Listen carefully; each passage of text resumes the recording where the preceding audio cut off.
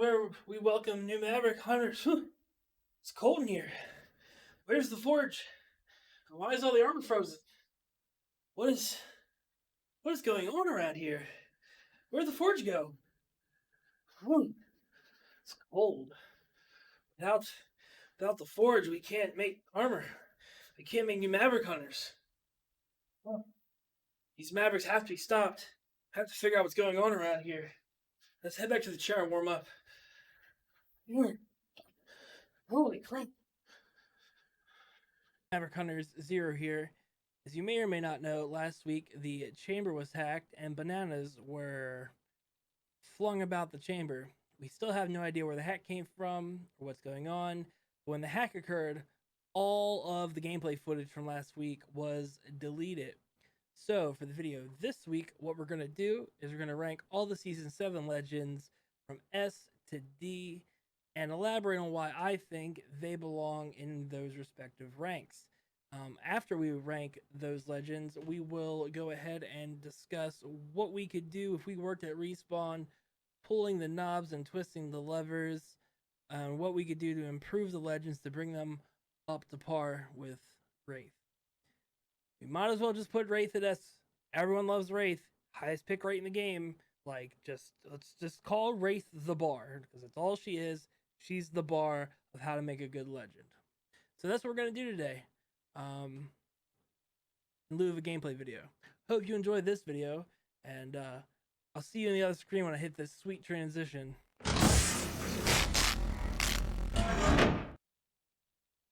So here we are at the rank list. Let's start off like we said we were going to with Wraith. Wraith goes here. Why does Wraith go there? She's small, nimble, hard to shoot, can phase out, run fast, reposition her team at a moment's notice.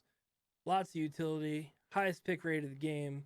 Wraith is the quintessential legend here at Apex, and she just belongs there.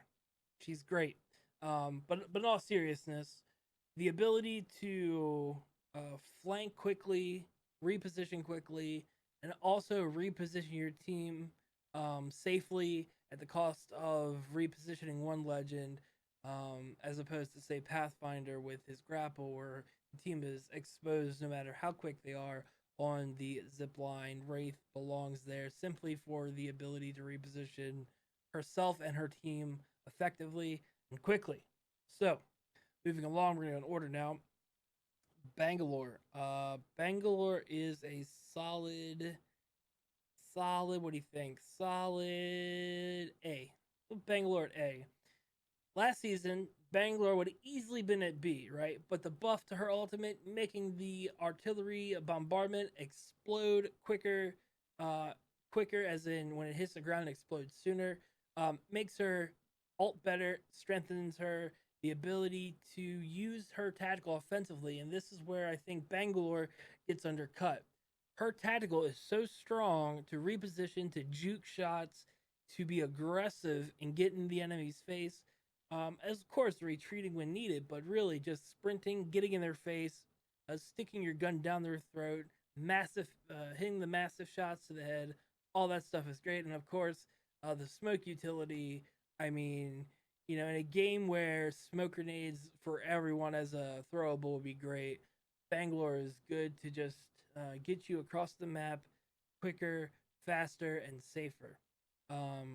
In maps like Olympus, where there are lots of open space in between rotations, and where a circle may not be in your favor, you want a Bangalore on your team to get you there. Smart Bangalore knows when to smoke, how to smoke, and where to smoke. So, definitely kind of depends on the player behind the Bangalore, but overall, Bangalore is a solid A. Bloodhound. Bloodhound's also a solid A for the same reason that a lot of these offensive legends are. Bloodhound has the capability to move fast, provide information to the team that's super valuable mid-fight and also outside of a fight. Bloodhound being able to scan beacons, tell their team where the next circle is, and scan and show pre-fight, during a fight, constantly where the enemy is positioned. Also combined with Bangalore, all these things make Bloodhound One of the best aggressive characters in Apex, full stop. If you play Bloodhound, follow the Bloodhound. Bloodhound knows the way. Bloodhound will show you what you need to know to get the job done. Bloodhound, solid A. Caustic. Now this is tough. I'm a Caustic main. Y'all know that. I love Caustic. Um, you know, Caustic's in a tough spot in my opinion right now. Um, and even the most experienced seasoned Caustic players, I think, felt the pain for the latest nerf, and I'm gonna call it a nerf for season 7. Caustic having the blind removed from his gas is very hurtful. It sucks. And while I understand for the team, it's good. It's unfortunate. Now the plus side is they increase the damage of the gas, which is great because at first, not a lot of people are used to the gas. But after a while, and you'll see as the season progresses, that players are now getting acquainted with how much damage the gas does, and that still doesn't stop them from running through it. Before, the blind would stop them from running through the gas, and now the damage can be shrugged off. And increasing the damage by 2 per tick, or rather, starting off instead of going for starting at 4 and going to 10, starting at 6 and not counting to 12. It may not be good enough, and I don't think it is good enough. I think Caustic needs to either get his traps back the way they were before they let you shoot him out quicker or something. He's missing something. But we're not going to get into that in a second. Caustic's at B. Caustic's at a B. I'm going to leave Caustic at a B. We're going to get more into that in the second half of the video. I can talk about Caustic all day. Love Caustic. Up next, Crypto. Crypto is a solid C. Yeah, Crypto is a solid C.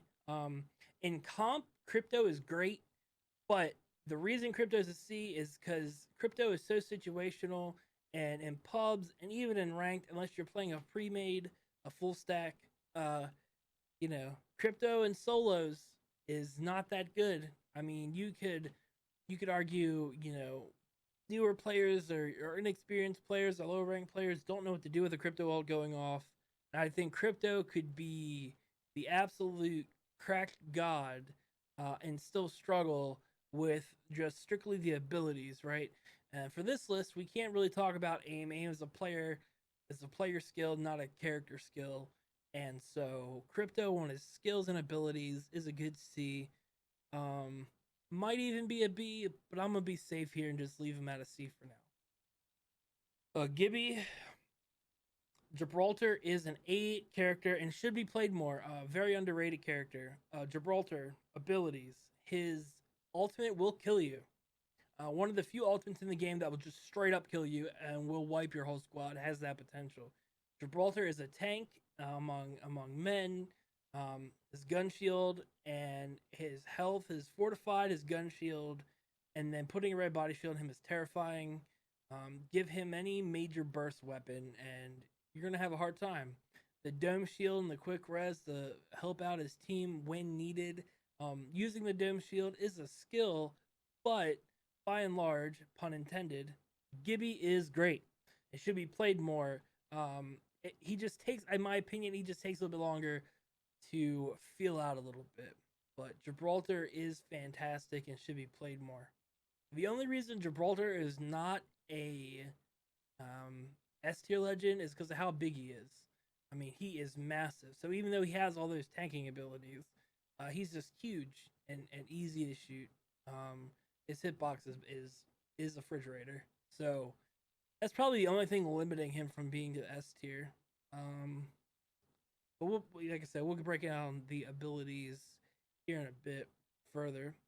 Let's go to Horizon. Horizon, 110% S tier. Horizon moves and feels like Wraith. Absolutely amazing. The best single movement ability, activated ability in the game. We're talking, you hit her tactical, you're gone, you're up, you're moving, you're dipping, you're dodging, you're weaving, you get the high ground, you're the anti-cover legend. You exploit cover positions better than any other legend. You're fantastic. And her ultimate is definitely a combo breaker, but being able to just move people out of cover against their will with a well placed alt and then breaking position movement, exploiting the movement abilities in Apex, and even having better air strafing and landing and just going and sliding without having that second pause makes Horizon absolutely an S legend. If you haven't played Horizon yet or think for whatever reason that Horizon isn't worth trying out, trust me, you want to play Horizon all the time. She is fantastic. There's no doubt in my mind that this feeling won't last long. So go ahead, enjoy yourself, play. Next up, we have Lifeline here. Lifeline is an A class legend, hands down. The res being able to keep your team alive long enough to recover is fantastic. Lifeline with a gold bag is basically God.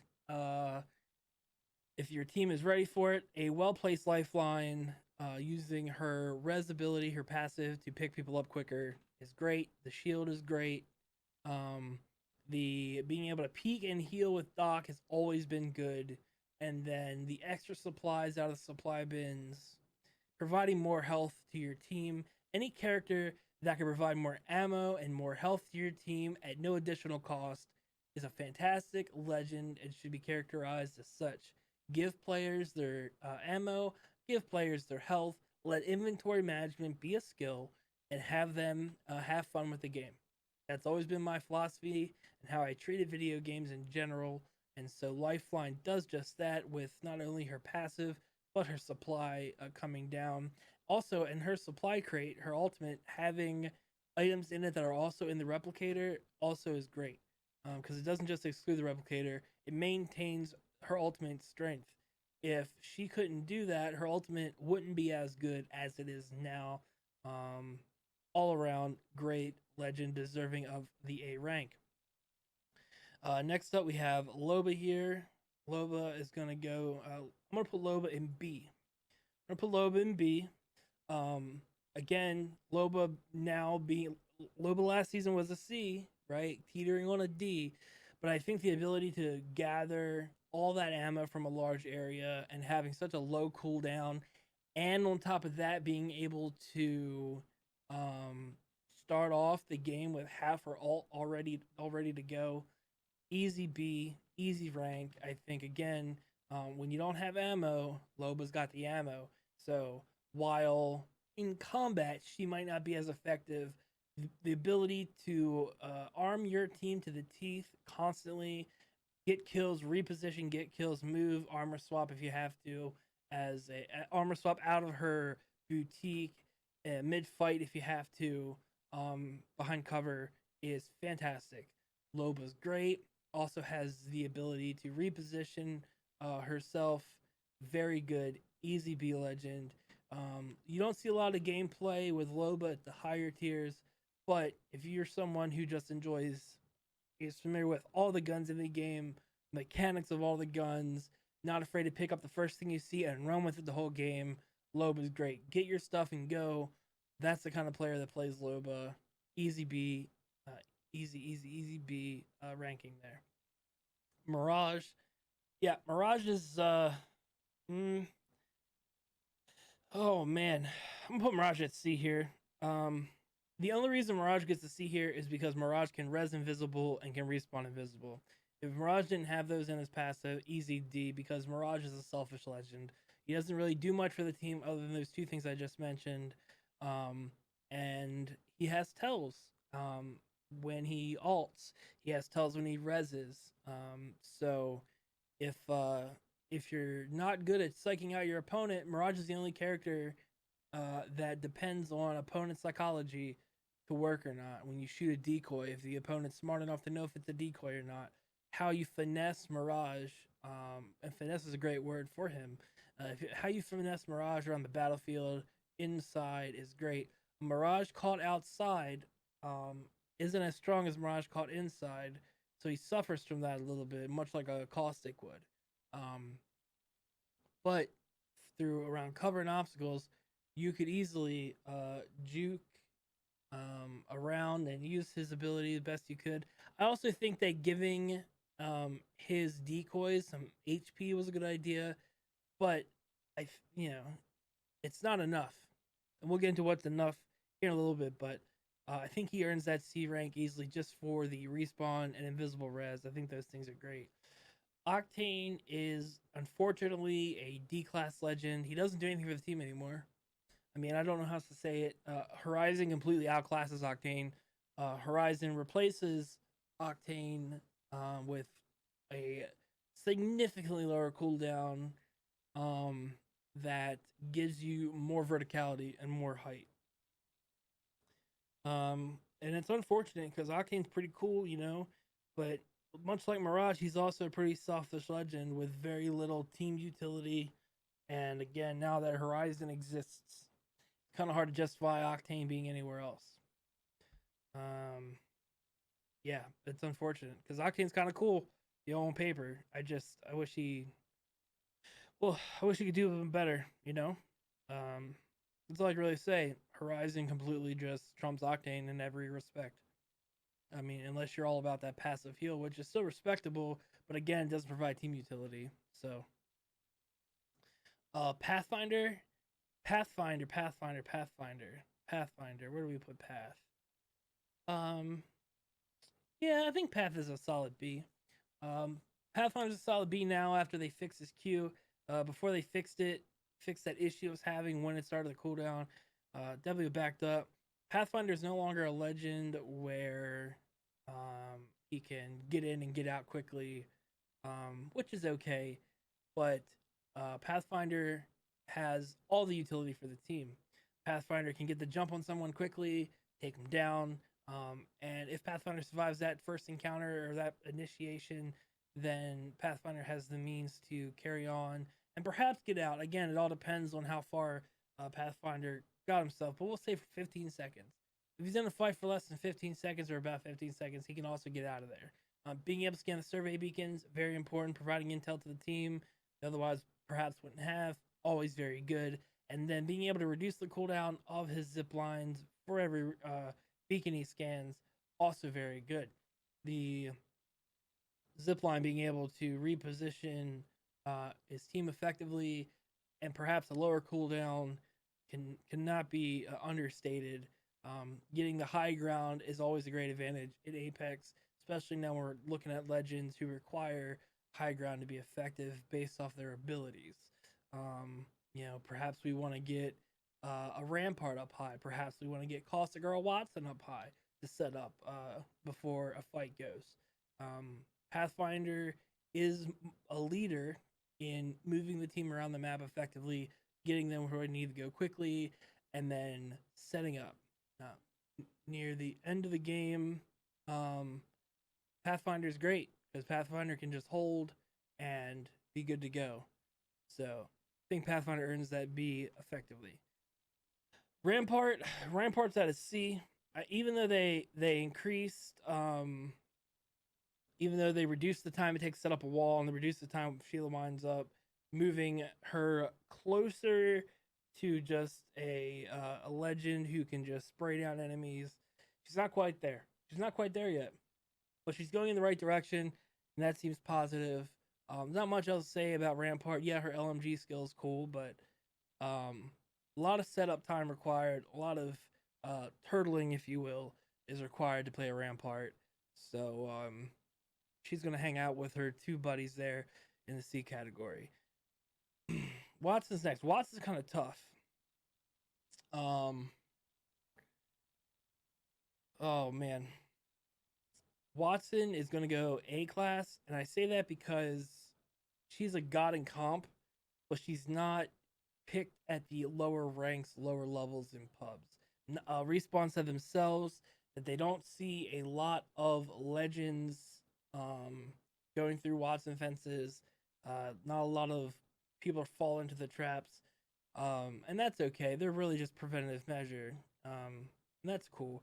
But her ability to charge your shields, her ability to stack ultimate accelerators, have 3 genies at once, and have them out to stop all incoming artillery to set up a defensive position cannot be understated. If you play Watson, you know what I'm talking about. If you can pair yourself up with another legend, with a Bloodhound crypto or a Pathfinder to tell you where to go, where to set up, and those legends help you get there to set up, you will do fine. You'll make it to the late game. And it's up to your team to help you finish out the job and get the job done. Again, her ability to defend an area cannot be understated. Very good. Deserves to be, I think, in the A just based off how good she is in comp alone. And finally, we have Revenant. I'm gonna put Revenant here with the B squad. Revenant is at the B squad because of the utility provides the team and the ability to reposition. So Revenant can reposition quickly, can scale walls quietly. Very good skill for anyone who likes to get the drop on the enemy from behind. Very good. Revenant being able to silence someone and then leave that tactical ability lingering in an area, perhaps at a choke point for a long period of time, to silence the team is invaluable. Stops Wraith from escaping, from doing damage, stops Horizon from moving, even stops a Lifeline from doing her res. Very, very strong skill. And then, of course, you have the ability to give the team Shadow Form on that cooldown. Also, a very well-placed Shadow Form gives you a free push without consequence. Very, very strong. All these things make Revenant great and deserving to be in the B squad. And this concludes part 1 of the tier list video. Be sure to check out part 2, where we talk about what we could do if we could to improve the legend. Thanks for watching, guys. I've been Zero, and you guys are Maverick Hunters. Catch you guys in part 2. Catch you guys on the stream for some more Apex action. Woo! Thanks for watching this video. If you liked the video, give it a thumbs up. To see more guides of gameplay, hit the subscribe button and ring the bell. And don't forget, you can catch me live on Twitch by following the link in the description. I've been Zero, and you guys are the Maverick Hunters, and I'll see you all next time.